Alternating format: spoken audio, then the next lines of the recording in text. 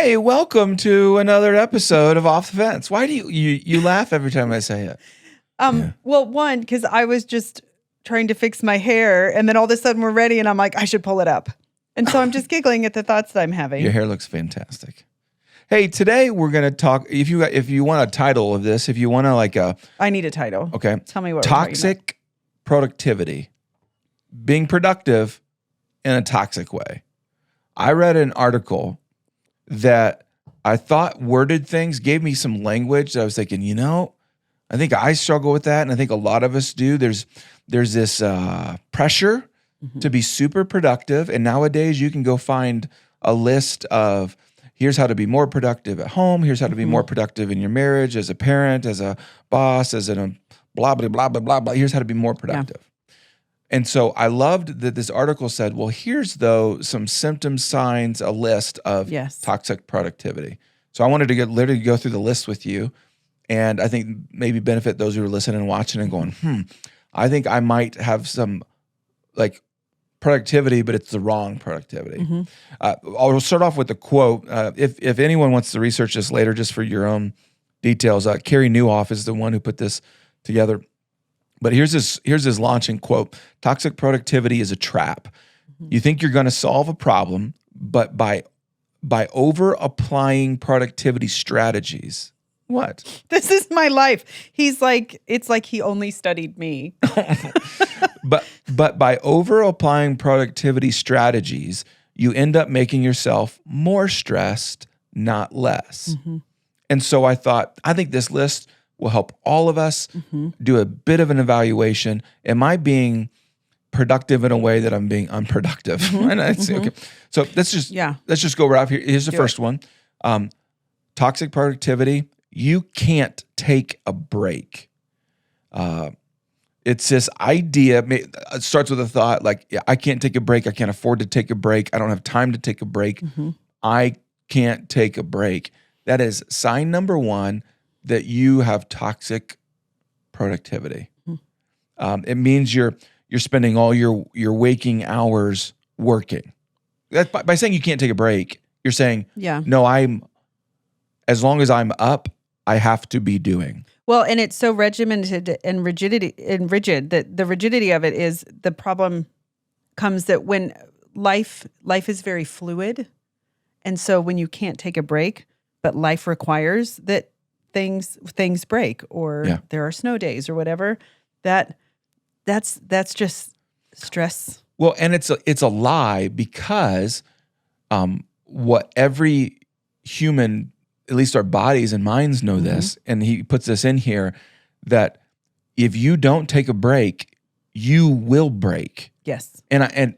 But I think most of us who are saying, I don't have time to take a break, then you're maybe you have too much confidence in your ability to endure. And I think a lot of times we play off, I'm feeling this way, or I'm doing this, or I'm thinking this. And that's just the way life is, where it's like, maybe you're being toxic productivity. Maybe you're not taking adequate breaks. Yeah. Well, and biblically, from the beginning, we're instructed about that. And even where to everything there's a season, where in Ecclesiastes it's talking about there's a time for this and a time for that. Again, remembering that life is fluid. And this has been my hardest part, is believing I can't take a break. That number one is the one that I am overcoming, because it's the one I've struggled with the most. And it's so easy. It's so easy to buy into. Every moment of my day, I have to maximize what I'm doing and structure it, which is just not a sustainable pace. And that's why many other countries do it a whole lot better than we do. But so that's keep going. There's 9. So that's the first one. Number 2, you have no hobbies, and he even puts ... or life. Yeah. If you can't answer the question, what's your hobby, in 3 seconds or less, you probably don't have one, is what it says. Far too many leaders, people, have no life outside of work. And then maybe someone might even add that, have no life outside of responsibility. I might change the word work a little bit, to where I think of it as a parent, let's say you go to work, responsibilities, but then you come to your house, your home, your apartment, your whatever, and you've got their stuff. Mm-hmm. Then there's the little people called kids mm-hmm. all roaming around, and so I wouldn't say just work. Yeah. Hobbies I've not done always. I've had hobbies and then I've not had hobbies. Mm-hmm. I'm in a stage of life now. I sold the motorcycle. Yeah. And one of the hobbies with motorcycles is part of owning a motorcycle is customizing it. So you ride it, but then you customize it, then you ride it some more. It's a never-ending cycle, though. And that's a part of the hobby.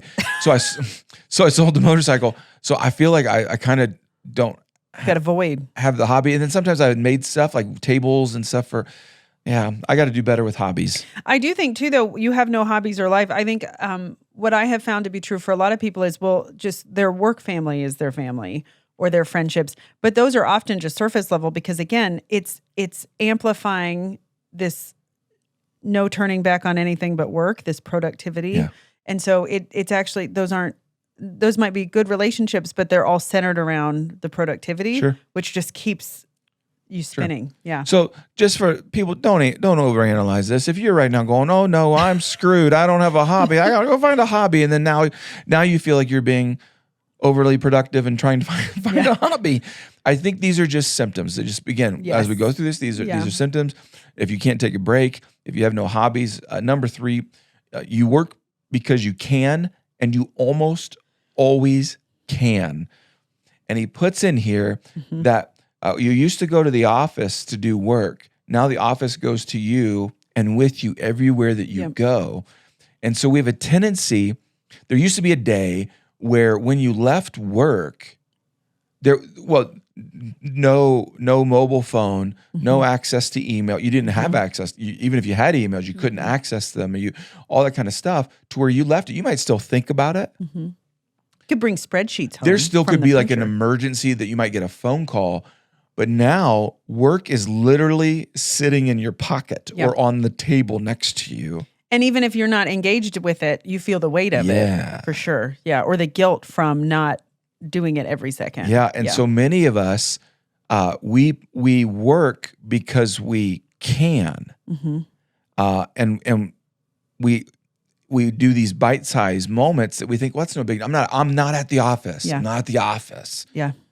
But it's still mind on that, mm-hmm. which is making you productive in a sense that's depleting.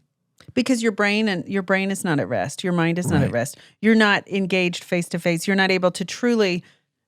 You're within proximity maybe of people that care about you and need your time, but you're not engaged with them. Yeah, sure. Number 4, you're experiencing productivity shame. Oh, for a lot mm-hmm. of leaders.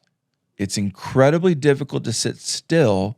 And if you do, and this is bad, you feel lazy, mm-hmm. which is shame. It's this, and he wrote in here, productivity shame involves the feeling that you aren't allowed to do things that are unproductive. As a result, you feel guilty when you spend time on hobbies, watch a movie, or simply sit back and relax. Mm-hmm. You feel like you're not doing what you're supposed to be doing. And so right now, good moment for us to pause on number 4 here. If you feel shame, if you feel lazy, that's one of the signs, because a lot of times lazy people who are actually lazy don't feel lazy. So they're good. I know, they're fine. So if you feel lazy, that might be your sign. Lazy, yeah. I would say too, as you were reading that, I think about this because I've been like that since I was a child. And I don't think anybody said, Katy, you've got to do something at every moment of the day. I think I was praised because I enjoyed doing things and being productive and doing things well, even as a kid.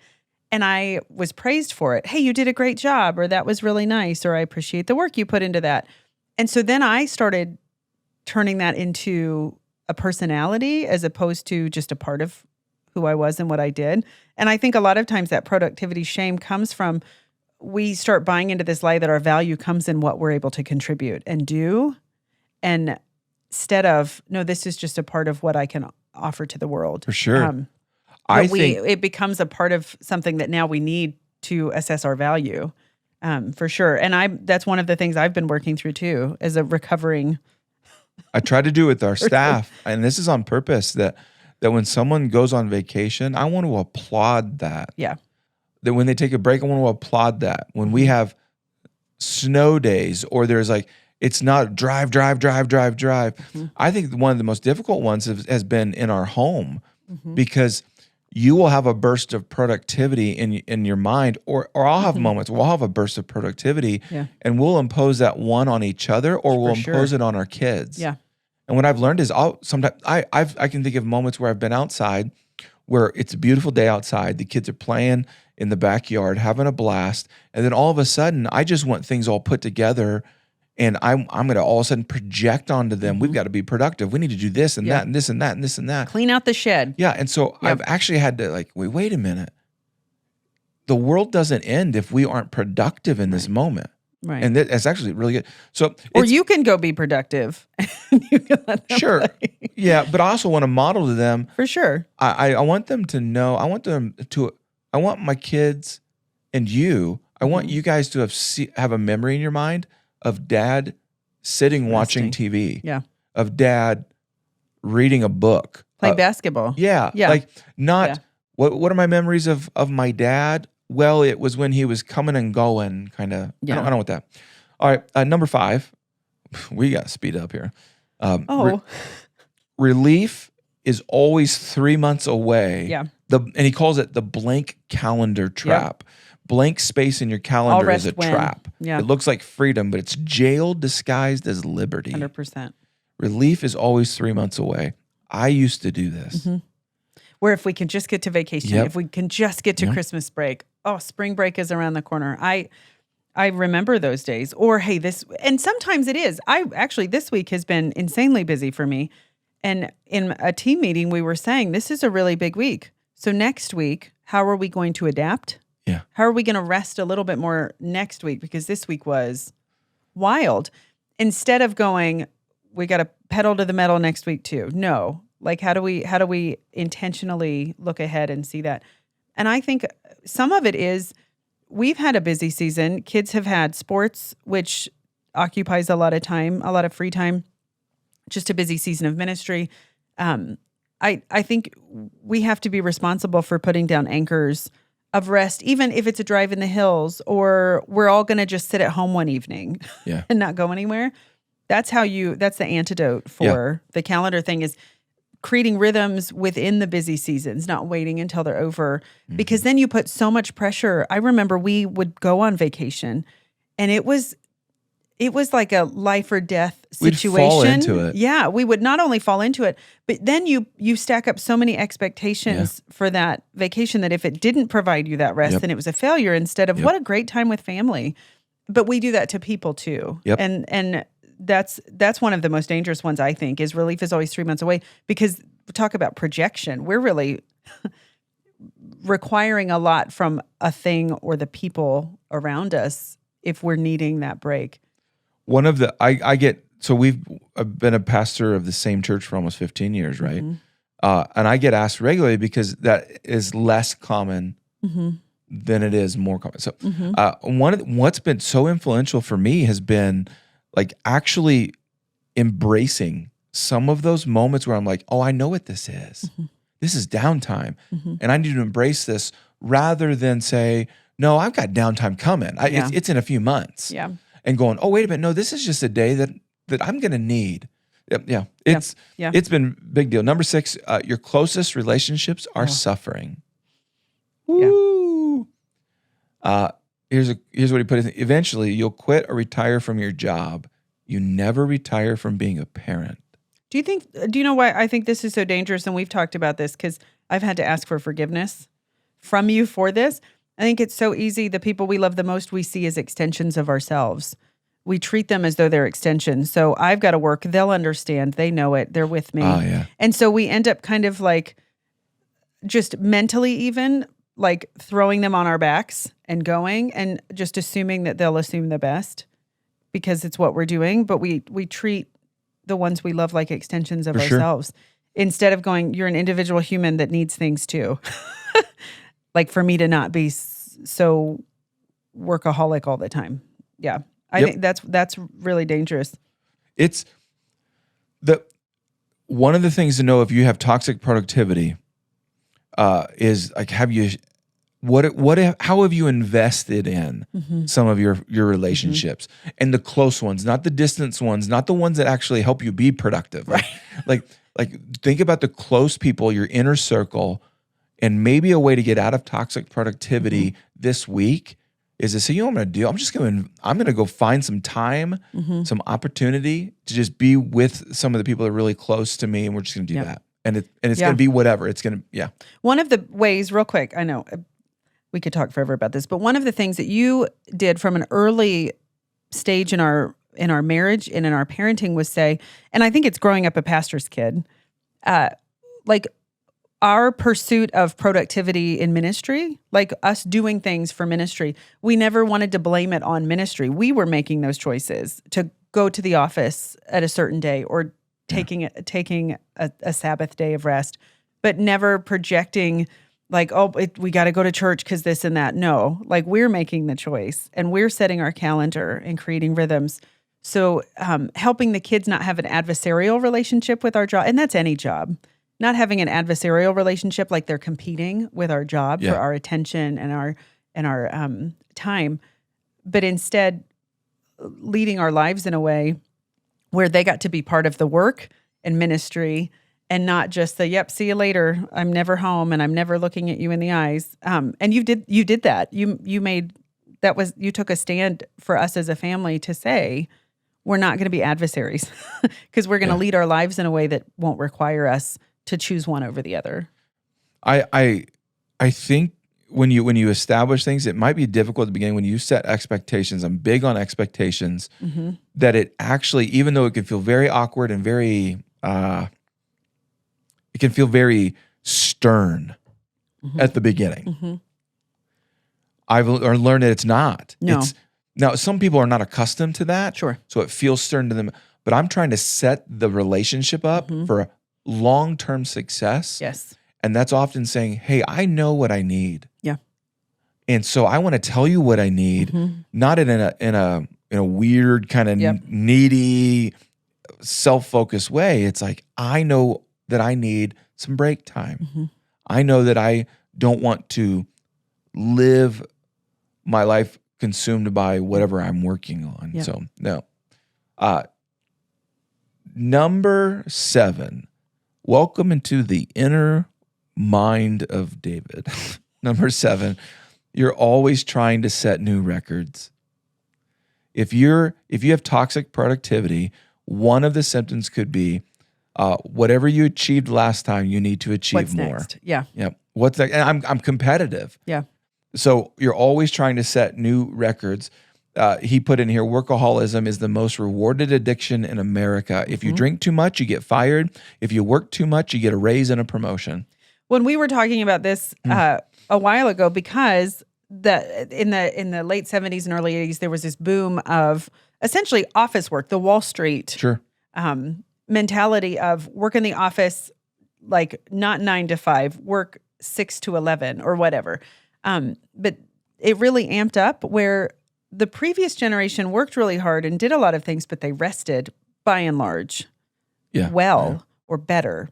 But in pursuit of, but we made work an idol because we made money. We began to attach our value to it as people. And so Wall Street, and I think there's always been that woven through society, especially when you're living in a capitalistic society. But I think the 80s was really a boom that shifted everything. And then we became more connected technologically. And so that was a turning point in I would say our technology revolution, not industrial, but like that was a new chapter of the book that made us relentless in our pursuit of busy, for sure. Workaholism, you're right. It's wild that it's an acceptable form of addiction. Well, and I would answer, I don't think I'm a workaholic, but I do think I can be a thinkaholic where I can think about, well, here's where I've been. Here's what we've accomplished. What's the next level? Yeah. and I think about it. And I got this really convicting for me, like always trying to set new records. This is in all of life, not just work. Like where I'm thinking, like, how do I better or best what was done in the past? Yeah. Number 8, if you have toxic productivity, there's no finish line. There's just no finish line. If you don't declare a finish line to your work, eventually your body will. It's called burnout, is what it says here. I think it's incredibly wise that right now when you're thinking about what you're doing, okay, a home life can obviously feel like there's no finish line because it feels like almost cyclical, where doing this, well, then. So one of the great things to do in life is when do you accomplish something which allows you to stop running, right? Yep. The finish line allows you to stop running. Big deal. Number 9, the final one. You're still overwhelmed. When you think about, well, when this ends, when I do this, I won't be overwhelmed anymore. Healthy productivity has a finish line and leads to a full life, not just a full work schedule. Yeah. And if right now you feel overwhelmed, consumed by what's going on in life, this is your sign that maybe you're being so productive that you're not being productive. You're producing the wrong thing. Oh, that's what it is. Because when one thing always gets the main thing and it's not the right thing to be the main thing, everything else is going to suffer. And then you end up, it's almost like putting out fires. So I've not spent a lot of time with, my family this week. So I'm going to overcorrect and do that and just fill them up with all kinds of things. But then I'm out again for who knows how long. But it just becomes this race that you're right, that the finish line is not there unless you start walking it out in a healthy way. Well, I hope the list of 9 has been good. I'll probably see if Milton can maybe put this in the show notes. Ooh. And just if someone wants to see a link and kind of go through it a little bit more thoroughly. Good. But I hope you're doing great things in your life, honestly. I hope you're doing a great job as a wherever you work or wherever you go to school or in your marriage or a parent or whatever roles and responsibilities you have. But don't feel like you got to produce so much that you're actually lying to yourself. Yeah. Well, thanks for listening. Until next time, know that we love you very much. So much.